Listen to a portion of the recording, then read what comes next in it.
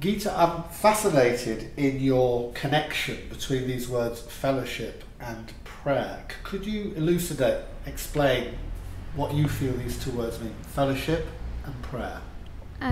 Well, I can explain in the context of prison fellowship what they mean to me. Fellowship in prison fellowship to me is a fellowship and a union of people who are passionate about sharing God's love with prisoners. And I think fellowship is really key, so that there aren't just isolated people and groups doing different things, but that we're connected to each other so that we can share resources and ideas, but so that we can support each other in prayer, which is really key to fellowship, a genuine fellowship of people. And also we can come together and pray together for the things on our hearts for prisons, which is such a powerful thing, and that's what I see when I go to prison fellowship prayer groups. So people find different ways of praying. What type of different ways have you come across since you joined prison fellowship?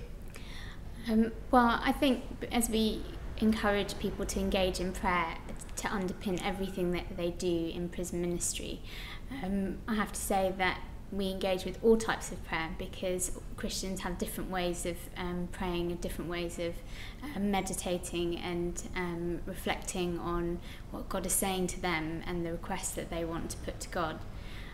In groups I've seen people meditate on scripture and then share words that they feel God has given them. I've seen people having prayers of intercession for a list of prisoners that they've seen. I know of volunteers who spend a dedicated amount of time every week in silence, meditating, waiting for God to inspire them and speak to them about prison ministry. There are so many ways.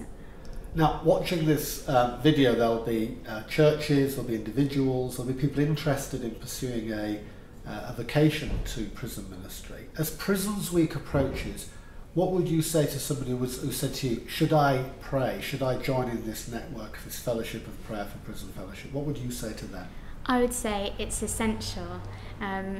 It's such an important part of prison ministry, and I can say from my own experience coming into this work that meeting with people to pray with them has really opened up so many facets of prison ministry to me, because I've seen what the prayer needs of the people engaged in prison ministry are, and I hear about the prayer needs of the chaplaincy team, of the staff, and I hear about what's happening to the prisoners and the different needs that prisoners have, and it's shown me so much more than I knew. And also engaging in that prayer time corporately together is so powerful that it can't do anything but take you on in your journey, in your relationship with God and in your engaging in prison ministry.